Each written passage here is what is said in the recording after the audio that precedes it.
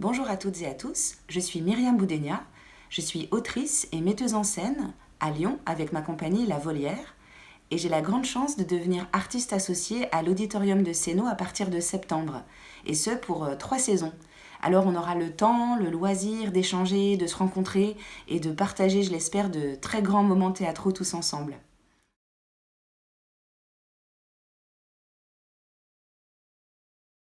Aujourd'hui, je suis là pour vous présenter ma prochaine création, Palpitant et Dévasté. Alors Palpitant et Dévasté, c'est une comédie dramatique avec 5 interprètes sur scène, dont un musicien accordéoniste Dzigan, qui parle de l'épineuse, complexe, mais fondamentale question des origines. Alors dans cette pièce, tout commence dans un mariage. Christian, le jeune époux, découvre que sa femme a un deuxième prénom qui vient d'Europe de l'Est. Et il ignorait tout de ce passé.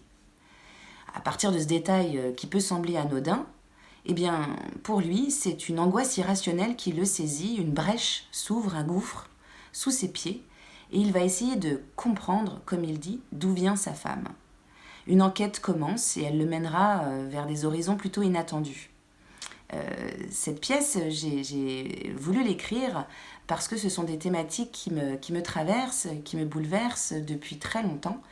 Et j'ai puisé dans ma propre histoire familiale, dans mes propres racines ukrainiennes. Mais ce n'est pas un récit de l'intime, c'est une vraie fiction avec 5 interprètes au plateau qui forment cette famille imaginaire, 5 formidables comédiens et comédiennes. Et l'un d'entre eux est aussi un musicien accordéoniste Dzigan, et il amène cette couleur si particulière qu'on appelle l'âme slave, qui représente très bien le titre de la pièce, à la fois palpitant et dévasté, cette chose de mettre de la tristesse dans la joie et de la joie dans la tristesse. Alors cette pièce, voilà, elle oscille entre différents registres, on peut y rire beaucoup et puis tout d'un coup être saisi par une émotion assez brute.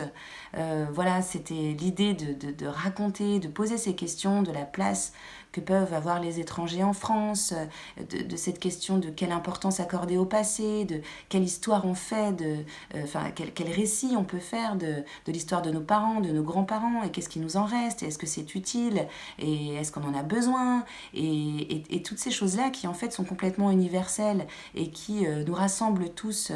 On a tous une famille, il y a dans toutes les familles des non-dits, des crispations, des ambiguïtés, et c'était l'enjeu de les mettre sur scène dans un espace qui superpose plusieurs espaces-temps, qui nous rappelle un passé très ancien, venu des années 30 avec la grand-mère, puisque sur scène il y a 3 générations de femmes, donc la petite fille qui se marie, sa mère et sa grand-mère, et on va naviguer d'époque en époque à l'intérieur de cette famille un peu fantasque qui tisse comme ça des ponts entre les époques, entre les âges et entre les espaces. Voilà, donc je vous convie à ce voyage à la fois musical et théâtral. Pour vous raconter une anecdote de création, c'est un peu difficile parce qu'on vient à peine de commencer les répétitions. Ce qui est intéressant dans ce que je peux vous raconter, c'est la constitution de l'équipe d'interprètes. Il y a beaucoup de hasards, beaucoup de signes qui nous ont rejoints les uns aux autres. Et par exemple, ce musicien accordéoniste dont je vous ai parlé, Marianne Badoy, j'ai eu beaucoup de mal à trouver quelqu'un qui correspondrait au personnage que j'avais écrit. Et puis par des amis d'amis, j'ai fini par entendre parler de lui. Et puis on s'est rencontrés très rapidement à la gare de la Part-Dieu à Lyon, entre 2 trains. On était tous les deux très pressés.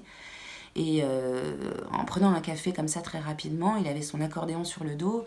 Je lui ai parlé du personnage qu'il interprète. Et puis il m'a regardé assez longtemps avec ses yeux un peu perçants comme ça. Et puis un sourire, toujours un petit sourire en coin. Et puis il m'a dit « Myriam, tu trouveras personne d'autre pour interpréter ce rôle. Parce que ce rôle, c'est ma vie. » Et de là est née une collaboration et puis une amitié qui ne s'est pas démentie. Et puis, je raconte ça parce que je trouve que ça raconte bien la chaleur et la générosité de tous mes comédiens et comédiennes qui se sont emparés de cette histoire et qui, sur scène, forment une vraie famille. Et alors, vous ne recevrez pas de faire-part officielle pour le mariage de Christian et Céline, mais bien sûr, vous êtes tous et toutes conviés le 17 mars pour assister à Palpitant et Dévasté. Je vous remercie de votre attention, à très bientôt.